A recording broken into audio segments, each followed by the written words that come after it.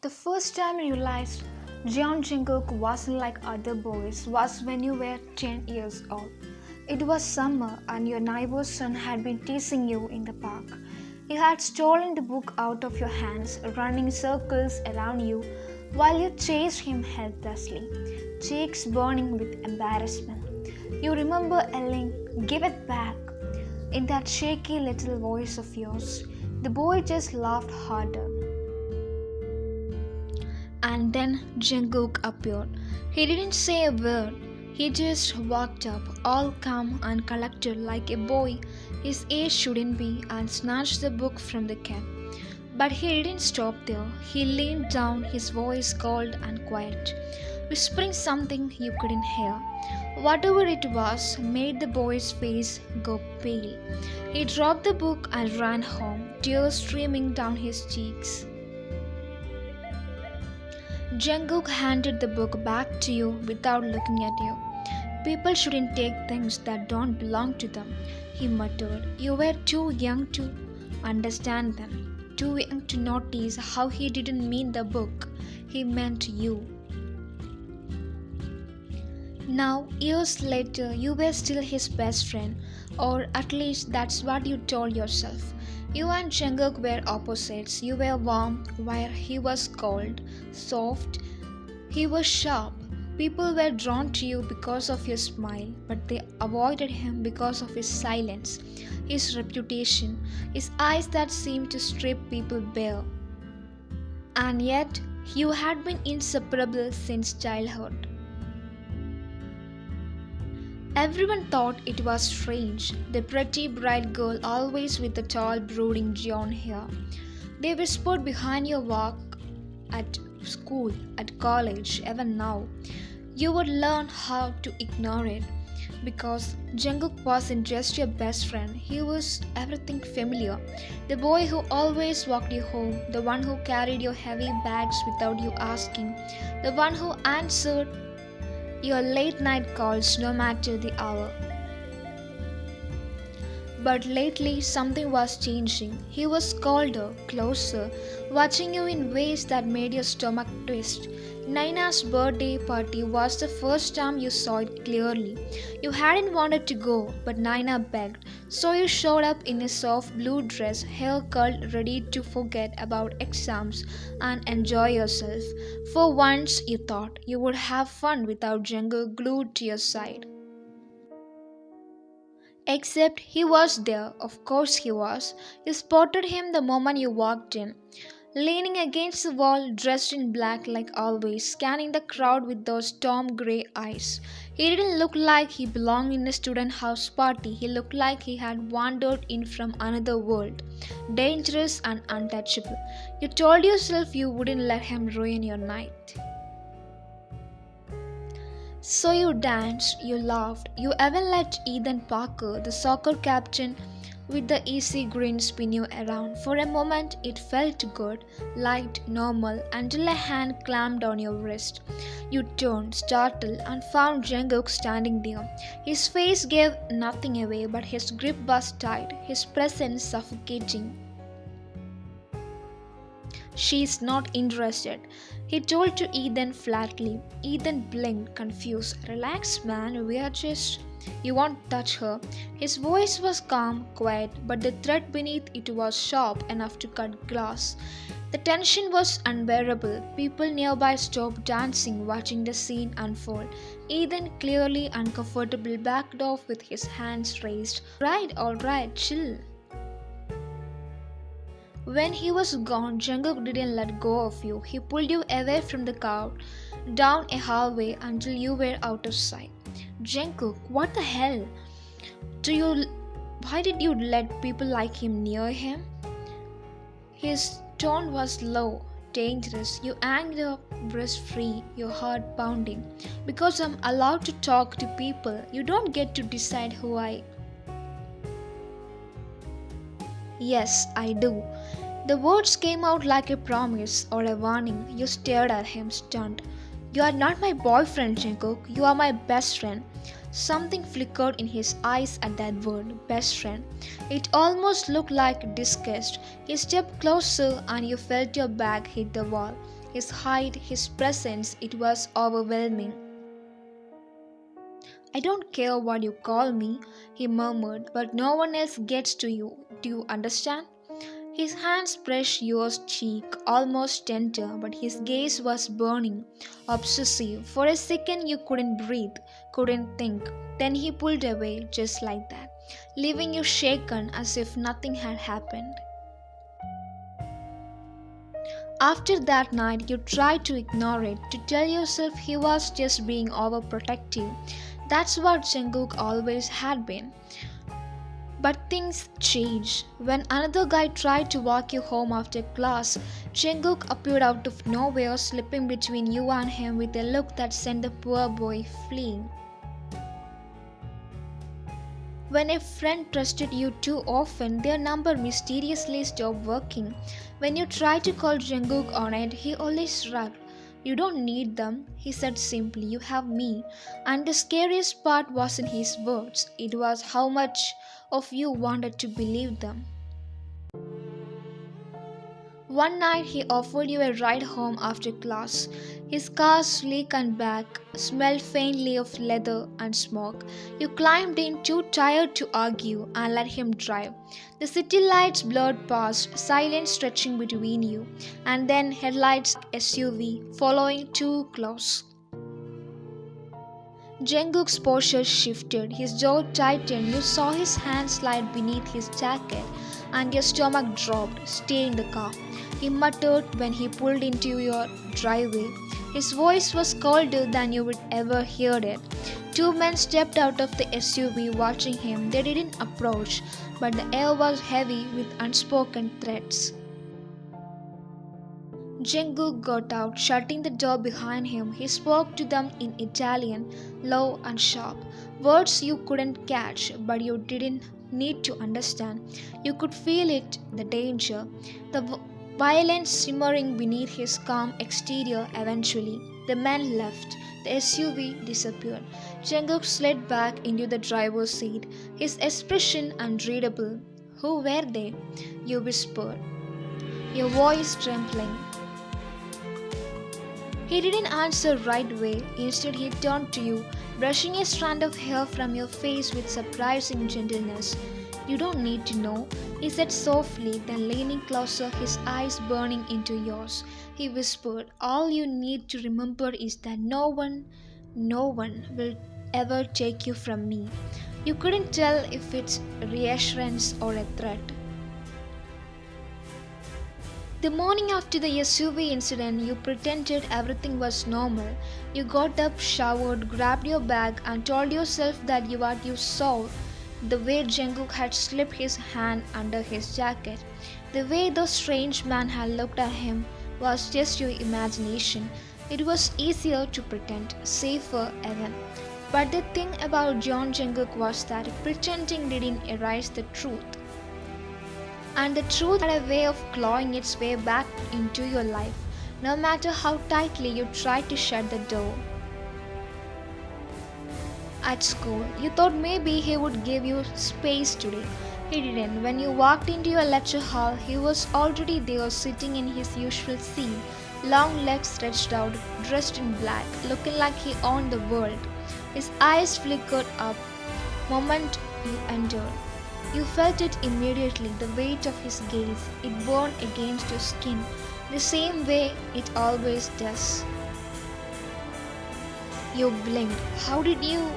I pay attention. His tone was flat, final, like that explained everything. You wanted to protest, to say he couldn't keep tracking every detail of your life, but his eyes cut to you, sharp, stormy, unreadable, and the words caught in your throat. Instead, you took a sip, pretending your heart wasn't pounding. After class, someone caught up to you. Hey, wine, wait up. It was Aaron, a boy from your literature class, soft smile, messy brown hair, kind eyes. He wasn't like Ethan Parker with his arrogance. Aaron was genuinely sweet, the kind of boy you thought you should want to spend time with. Hi, you said, smiling back. I was wondering, do you maybe want to grab coffee sometime? Just the two of us? His voice was shy, hopeful. Your stomach flipped. A normal boy, a normal offer. This was what you needed. But before you could answer, a hand settled on your shoulder, cold, heavy, familiar. She is busy. Jungkook's voice came from behind you, calm but absolute. Aaron froze, his smile faltered. Sorry, I didn't realize. You didn't?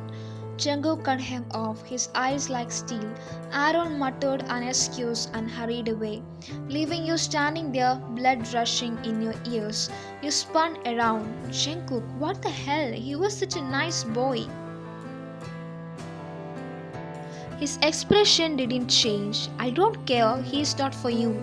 You glared at him, your hands curling into fists. You don't get to decide that. Yes, I do. His voice was calm, but beneath it you heard something darker, possessiveness, obsession. Why? Your voice shook. Equal parts anger and something you didn't want to name. Why do you get to decide who I talk to, who I spend time with? His jaw tightened. For a moment, he didn't answer. Then he leaned closer, his breath brushing your ear. Because you're mine. The words sent a shiver down your spine, not just because of what he said, but because of the way he said it.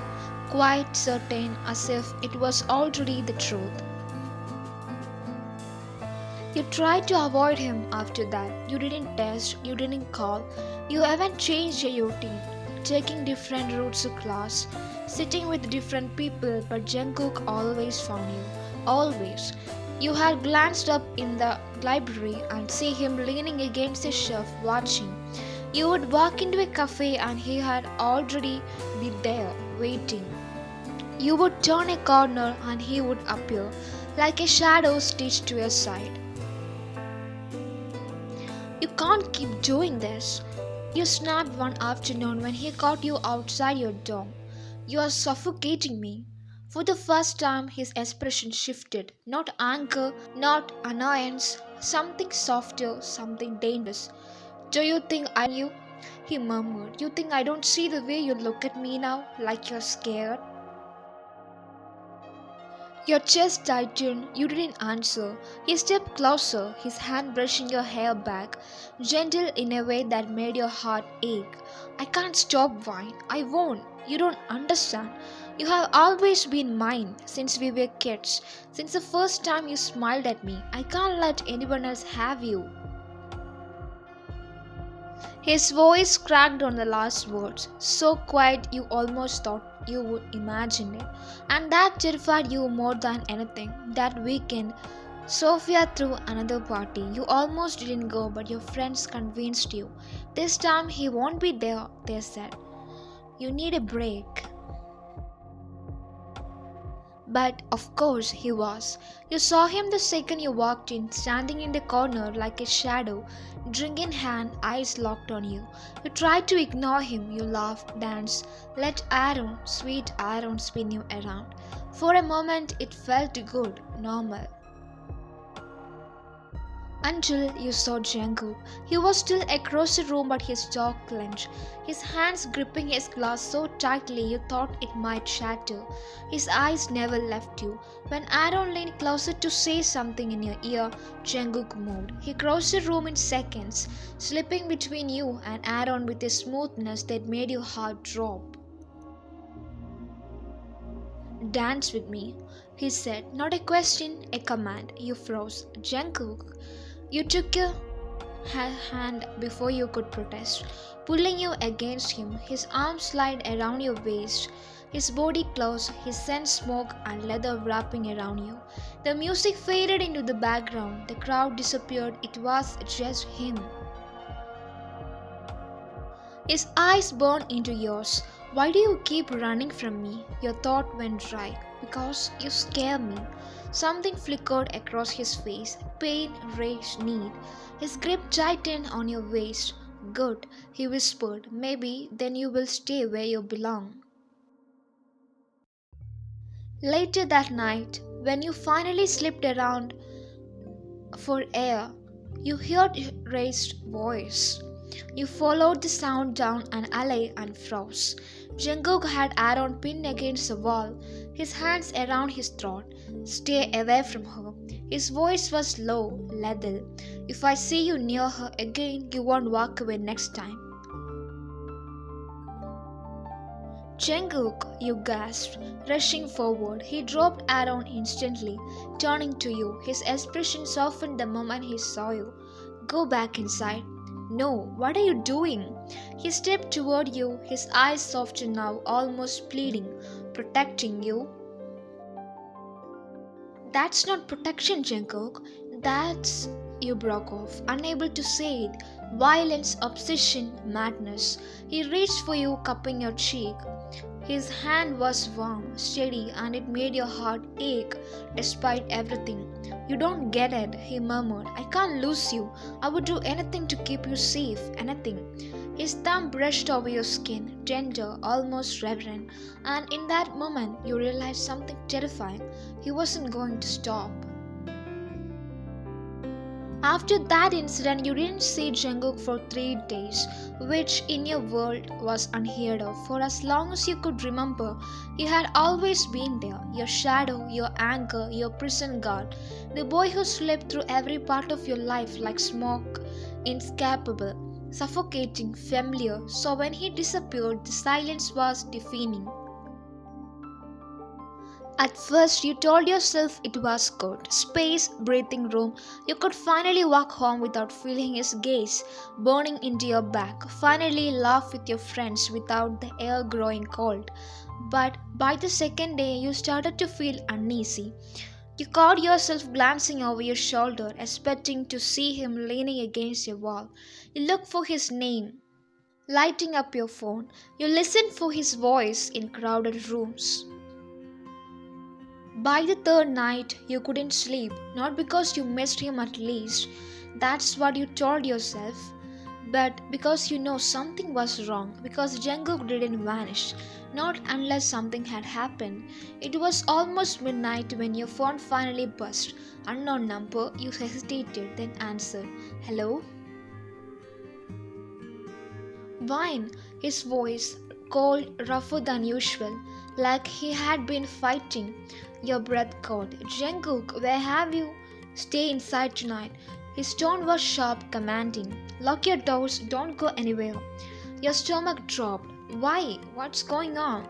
A buzz. You could hear the low rumble of an engine, voices in the background, the unmistakable sound of someone loading a weapon. Don't ask questions, he said finally. Just do what I tell you. And then the line went dead. You tried to listen, you really did. But at 2 a.m., the sound of glass shattering downstairs jolted you out of bed.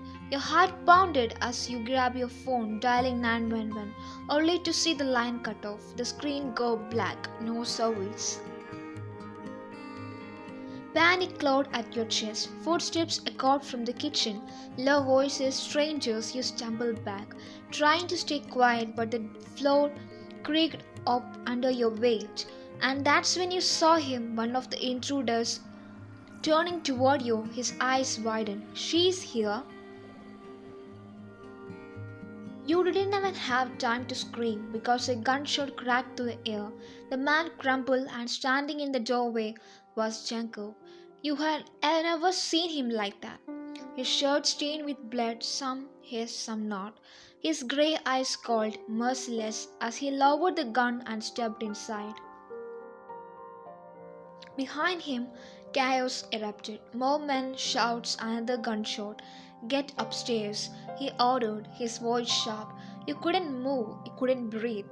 Whine, his tone cut through your fear, commanding, go. Your legs finally obeyed, carrying you up the stairs as more shots rang out.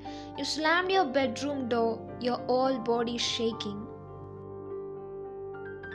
Minutes felt like hours. The sounds of fighting, breaking glasses, curses in Italian, it all blurred together, and then silence. Your door opened. Jungkook stood there, his chest heaving, blood smearing across his jaw. His eyes found yours instantly. It's over, he said softly. By the way he looked at you, the way his hand trembled when it reached out, It wasn't relief, it was possession. He didn't let you sleep that night. He made you pack a bag, ushering you into his car, and drove you out of the city. You didn't ask where until you reached this secluded mansion, all black stone and iron gates. His world. He brought you inside, set your bag down, and finally looked at you. Really looked. And for the first time you saw the cracks in his mask.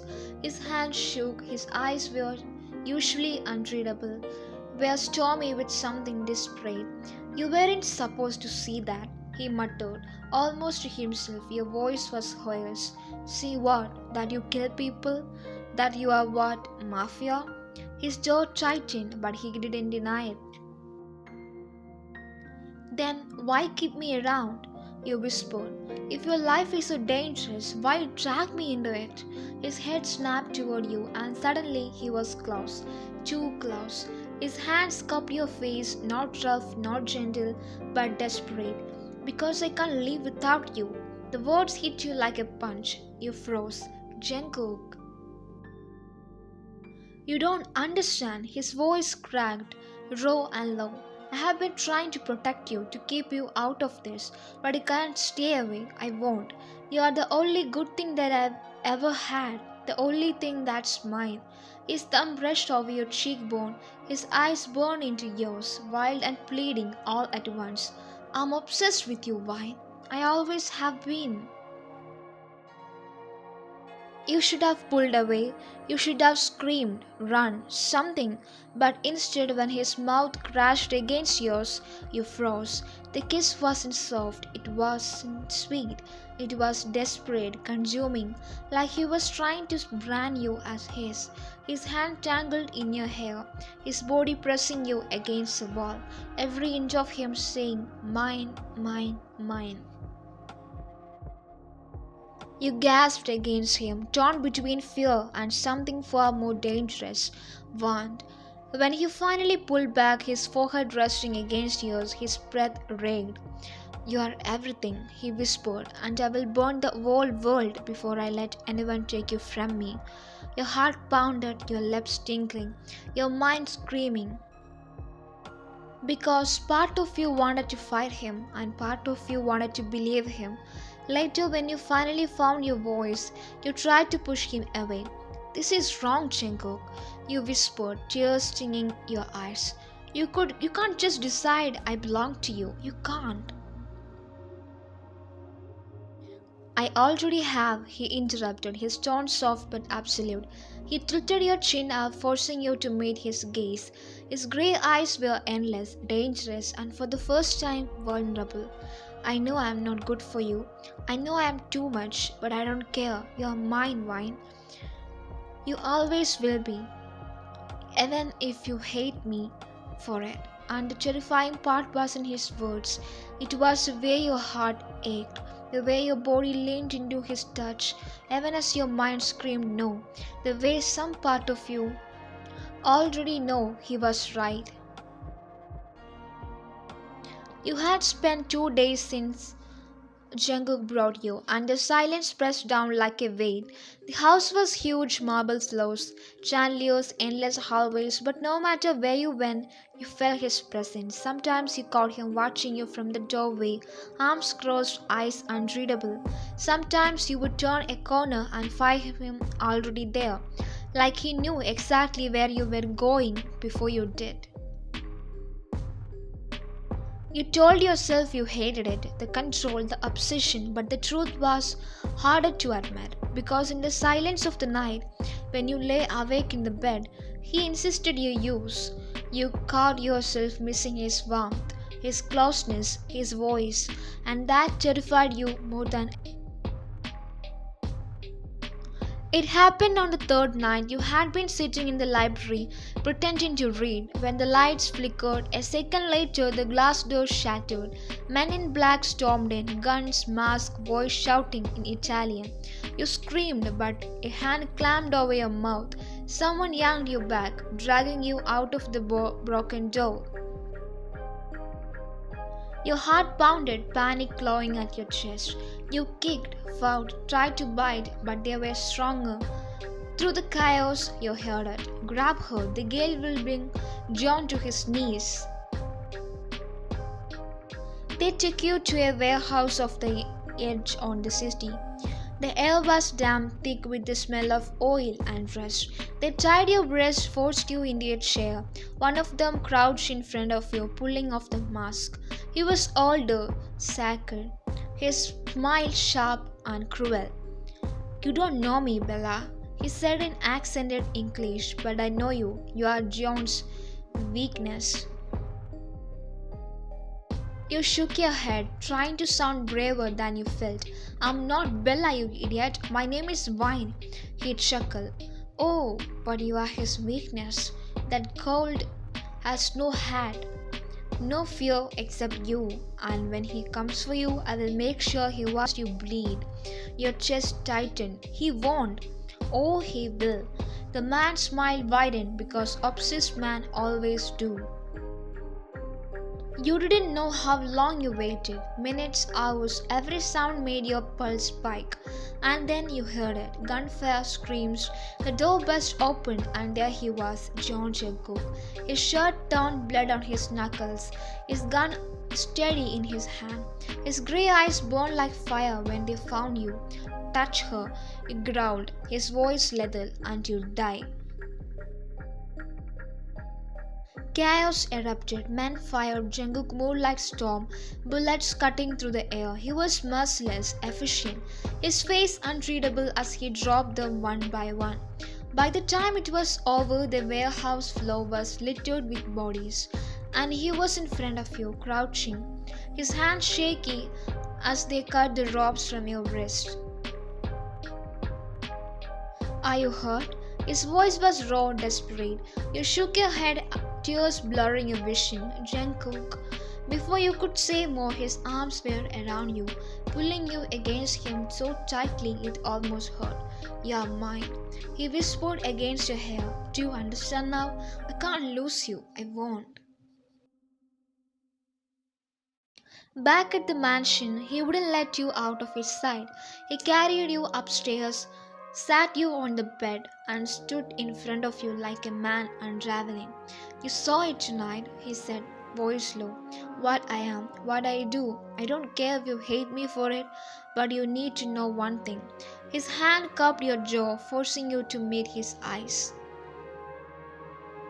"You are the only thing that keeps me alive, the only thing I care about. You are mine, Vine. Always, even if it's killed me."